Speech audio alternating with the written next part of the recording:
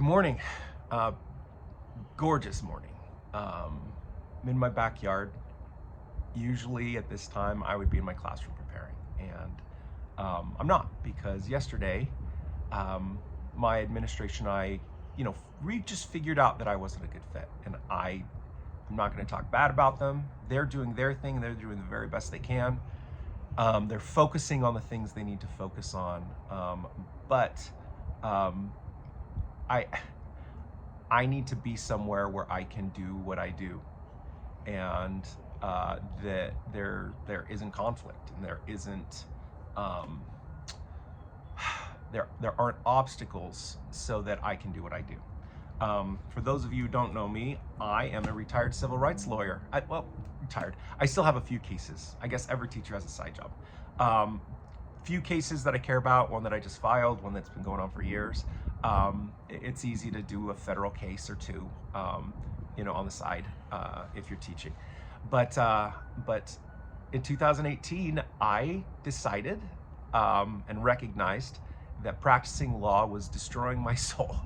And so my wife and I decided to make some changes. And we decided to mostly retire from the law and to instead go on a healing journey. And that's what I did. And I'm so grateful that I did that. And I studied and got a master's degree in elementary music education. I focused on the neuroscience, and I focused on the systems and what makes kids achieve better academically. Because there's lots of data and there's lots of good science on that, right? And so the admin that I would have in an ideal situation would understand that. And it has to be in a place where it can actually happen. So to break it down, there's three things. There's three basic things. There's so much more than this, right? But there's three basic things to use music to help children achieve better academically. Three, okay? Number one, there has to be engagement. You have to engage those kids. Without engagement, you have nothing. You have absolutely nothing. Those kids need to be invested. They need to be in it. They need to experience the music. They need to experience what you're doing, and they have to like it, right? So engagement, number one. Number two, you have to have consistency. You can't do it once a week. That's the problem with Clark County School District. That's a problem with a lot of administration. And what they don't get is, especially at the elementary level, kindergarten up, these kids have to get it daily. Now think about it this way. If you were trying to lose weight, is it okay to be on a diet once a week? Because that's what they're trying to do if they have music once a week and they think it's going to affect their academics. It doesn't work. It just doesn't, because you've got neurological pathways, and what happens with music affecting academics is the music uses the same parts of the brain as the math, science, reading, all that kind of stuff. And so when you are doing music, you are creating and strengthening neurological pathways in the child's brain as they develop. And magical things happen with neurogenesis and everything that's going on in those child's brains. But when those pathways are created and strengthened, it makes it easier for them to learn. The science says that if a pathway needs to be made in, just say math, from one end of the brain to another, if there's already existing pathways, they can just hop a ride, go on through. So that's the science part of it, right? But if it's not daily, if it's not at least very consistent, you cannot get that benefit. It just doesn't happen. The same way trying to work out, yeah, I guess you could do a pickup basketball game once we can get better at basketball, but you're not going to get in super great shape. You're not going to build up that strength exercising if you don't exercise consistently. It's the exact same thing. And the third part is you have to challenge the children musically. Now, in a class, you've got everybody at different levels, and so it's important to it's important to keep that in mind and do things to where everybody can learn on their level. There's wonderful books by Alice Hamill and Winding It Back, and there's wonderful science behind that too. But still, those three things, that is the magic recipe. Now, how do we know the magic recipe? Well, there's a guy named Zoltan Kodály, and in the 1940s, he was a professor of music at the University of Hungary, and he was studying all kinds of things. He was also a composer. He was studying folk music, and he was teaching, and he was inspired to teach children's music. And he didn't invent anything. He took lots of different things and he put them together into a Kodály method. And he went to his buddy, that was the Minister of Education in Hungary, and they were very good friends. And he said, "Hey, I want to try this out." And the buddy said, "Hey, this is a great idea. Why don't we do this? Why don't we give you one elementary school, and we are going to get the Science Institute of Hungary, and we're going to let you do your thing for an entire year at this one elementary school, and then the Science Institute of Hungary is going to come in and see what happens. This is a great experiment." So that's what happened. And he had his Kodály method. Now, the Kodály method did everything I just said. Everything, the consistency, the challenging kids musically. He had all kinds of ideas of how this should happen, which are all important, but too much to just put into this short video. And then the Science Institute of Hungary came in. Now, they tested them for their music abilities. Clearly, the kids that were in what they called the music school had greater music abilities than the kids who did not have the music school. But what's even more fascinating is they tested their cognition. And I have some of these experiments here. They were published, and this is good science. There is no science out there to refute this science. In fact, they have replicated these studies. And I replicated this at my last school. I'll tell you about that in a minute, right? But let's talk about just kindergarten, because they did kindergarten through 5th grade, but I'm just going to use kindergarten here. So one of their studies, what they did is they had 3 strangers come into classrooms. Now, they tested the music school students, they tested the non-musical students. And these 3 strangers came in, and each one of them held a different colored shape. And then they told them a short story. They just talked to them. And then the people went away, and then the children were tested on who said what. So they're measuring the cognition, they're measuring attention, really, and attention to detail, and whether those kids are paying attention. Well, of the musical kindergarten, 36.6%, right there, of the music kindergarten were able to identify all 3 speakers, identify and recognize all 3. The regular kindergarten, 10.6%, right? 36% to 10.6%, right? That's a big difference. And some conclusions that were drawn, there's more to it here, but the conclusions that were drawn was that the regular music education, doing things the way that they were doing, increased the children's ability to concentrate, which makes sense. Because if you are concentrating on music for extended periods of time, you are exercising that part of it. Another thing was they did with math and cognition, where they took popsicle sticks and they put them down in different orders, and the children had to replicate what was there. Now, it was a timed exercise, and in 20 seconds, 41.3% of the musical kindergarten were able to replicate the patterns, the number patterns. Only 4.4% of regular kindergarten was left. 41%, 4.4%. Within 21 to 40 seconds, 58.7% of the musical kindergarten was able to replicate the patterns, where 56.6% of the regular kindergarten, and then actually goes down to where, hey, all of the musical kindergarten kids were able to do it within 40 seconds, and then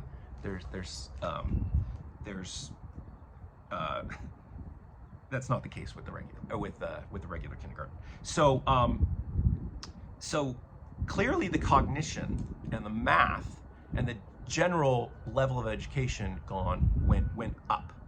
went up. Another part was fascinating. What they did is they took a box and they cut out 15 different shapes in this box, and then they had 15 pegs. And the kids, what they had to do is just simply recognize the pegs and as fast as they can put the correct peg in the hole. And there's 15 of them on this box, right? And so they gave them 1 minute to do it. Well, the musical kindergarten, 3.2% of them, right, in 1 minute could do 13 to 15 shapes, and none of the regular kindergarten. Small percentage though, right? But the next 10 to 12 in a minute, it was 15.9%. And regular kindergarten was 4.8%, right? And then 9 to 7, check this out, 38% of musical kindergarten was able to do it in a minute, and then 15.9% of regular kindergarten. So, and this goes across the board. There's more studies going all the way through 5th grade. They're published studies. There's nothing to refute it. This is good science, right? All right.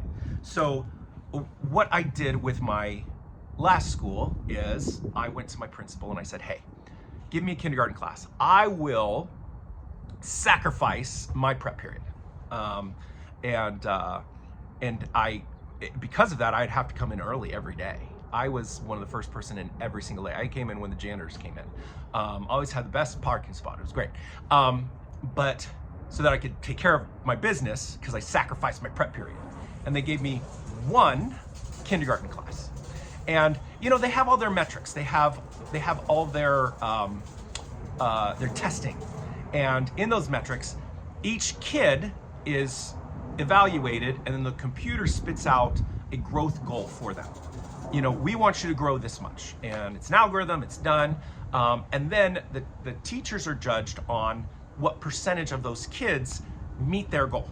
And the goal for teachers is 70%, right? Okay. So I went through last semester and I was with those kids applying these methods. And at the end of the semester, in the school, you have to realize there's 5 classes in each grade, you know, up to 5th grade. So if we're just talking about the elementary school part of this, right, there are 30 classes, right? Then there's the middle school or however, but of those elementary school classes, only one class met their goal, one, with 70% in both math and science, or I'm sorry, math and ELA and language, reading. And that was the class I worked on. Over 70%. One class met their goal. Throughout the rest of the school, only 2 classes met one of their 2 goals. So when that happened, I had a conversation with the actually assistant superintendent. She thought it was fantastic, awesome. I had a conversation with the principal. He literally said, your numbers are fantastic. We have to figure this out. And then I had an immediate supervisor, and when it got to him, because it's his job, he's in charge of the music department. First thing he said was, well, this teacher is a great teacher, right? It was clear that he discounted what I was doing and didn't see the value in it. So that's difficult, right? I need an administration to where my supervisor cares enough to understand what I'm doing. And I made many efforts to educate him. He had other things to do, right? To hey, look what's going on, right? But they had other focuses. They had other things. Music currently, the state of music education in elementary schools is admin focuses on the test scores. Admin focuses on the academics, and music is on the side. Music isn't really important. Music is a sideshow, and they want a department that has no drama and runs itself, and it just goes, and they want a great concert at the end of the year so the parents can go, woo, look how great we are, right? That's called the performance method. You play for the performance. Now, yes, we need a great performance. And even with the method I have, which is the child development method, which is what Zoltan Kodály does and what Gordon does and Orff does and all these other methods, there are the child development method, which is different than regular child development. It's the child development method. It implements child development into music and learning and how we do things, right? So there's a difference. But when there's the performance method, there's a tendency with some teachers to because they get graded and they're judged and they're praised based on the performance, to just teach the kids songs and make sure there's a fantastic performance, right? But if you do that, you miss the opportunity to really challenge them musically. If you do that, then the benefits you can have from music education are lost, right? I'll give you an example, okay? Here's a recorder. I could tell anybody to do this, right? Mary Had a Little Lamb, right? I can show them how to do Mary Had a Little Lamb on the recorder, and they can learn that very quickly. Kids can learn that very quickly. Great. And so they can play Mary Had a Little Lamb, and they can play that at their concert, and woohoo, right? Of course, they do more complex stuff than that, but that's okay. But what did they understand? Did that challenge them musically? No, it didn't, right? It didn't challenge them musically. Did they understand that it's mi, re, do, re, mi, mi, mi? Do they understand where that goes? Can they do the full scale? What can they do? How are they challenged musically so that they understand? Another example, we do ukuleles in third grade, right? And you can teach kids to play a song on a ukulele, and oh, you do this, then you do that, then you do this, and you do that, right? And you play a song, and you can play a song for a concert, and the parents go wild. Oh my goodness, my child is playing the ukulele. But can they? They can play a song on the ukulele, but do they understand? Now the alternative is to teach them the chords and have them understand that they can even do different things in different orders. And if they understand what the chords are, then you can write a new song on the board every day with a different chord progression, and we can play a different chord progression, and we can do that repeatedly, and they're really learning how to play. They're being challenged musically, right? So if there's a child development method, which is to challenge them musically, and you do things according to their child development and where their brain is and all these types of things, right? There's that, and then there's the performance method, right? Then clearly one is better than the other. But if admin cares about the performance and the performance method, then the department, right, has conflict, because some teachers are doing it one way, some teachers are doing it another way. Students are wondering what's going on, and some teachers have a problem with change, and they see something that that challenges what they're doing, and there can be some conflict and toxicity and rumors and all kinds of things that happen, right? But when you go to admin, they need to understand what you're doing and why. Because if there's a conflict, because a teacher doesn't feel appreciated, whatever, because they're doing something different, whatever, it's silly. It's actually silly, right? And if admin does not understand what you're doing and why you're doing it, and says, hey, just come in line, just make a good performance, right? Like, you don't have to do this new stuff. You don't have to, right? We just don't want the conflict, because we want to, as an admin, we want to concentrate on test scores. We want to concentrate on tests. We want to do all these things, right? I'm not sure there's a good fit for what I do. I'm just not, right? Because I'm not going to compromise what I do. We have to challenge these kids musically, and we have to do it often. And I'm happy to do it if there's the right fit. But if there's not, there's lots of other places that I can do good, and I can teach my kids music, and I can have private lessons. I can do all kinds of things, right? But the science is a science. By the way, there's a failing school in England, 2011, that implemented this, and they turned their school around pretty darn quick, right? the science is the science. Um, but I mean, is there a place to implement it? You know, maybe in education we're doing things wrong. Maybe No Child Left Behind and concentrating on test scores isn't the right way to go. Actually, Bill Clinton with the Education 2000 Act made music a core subject to be as important as math, science, and reading. And maybe he had it right.